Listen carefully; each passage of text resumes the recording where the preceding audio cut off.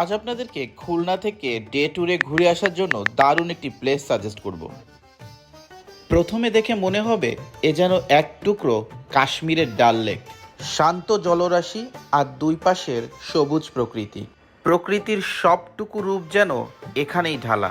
এই শান্ত জলরাশির উপরেই কয়েক হাজার ভাসমান ড্রাম, যেই ড্রামগুলি বদলে দিয়েছে কয়েক হাজার গ্রামবাসীর জীবন। এতক্ষণ কথা বলছিলাম যশোরের এক বাওড় অঞ্চলকে নিয়ে। যশোর জেলার মনিরামপুর উপজেলার রাজগঞ্জ। এই বাওড়কে কেন্দ্র করেই গড়ে উঠেছে ট্যুরিস্ট স্পট। তবে এত সুন্দর প্রাকৃতিক দৃশ্যের এই স্পটটির খবর অনেকের কাছেই অজানা। এখানে গ্রামবাসীরা বাওড়ের এক প্রান্ত থেকে অন্য প্রান্তে যেতে কয়েক হাজার ড্রামের উপর তৈরি করেছে বাংলাদেশের প্রথম ভাসমান সেতু। মাত্র 2 কিলোমিটারের মধ্যে 2টি ভাসমান সেতু রয়েছে। এই ভাসমান সেতুর অর্থ কিন্তু সরকার দেয়নি, এর পুরাটাই গ্রামবাসীদের টাকা। নিজেদের ইচ্ছাশক্তি থাকলে যে কোনো বাধাকে অতিক্রম করা যায়, এই সেতু তারই বড় প্রমাণ।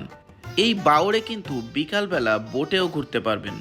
তাই দেরি না করে আজই ঘুরে আসুন যশোরের এই লুকায়িত সৌন্দর্য দেখতে। প্রতিটি সেতুতে ঢোকার জন্য আলাদা টিকিটের ব্যবস্থা রয়েছে। জনপ্রতি টিকিটের মূল্য 10 টাকা।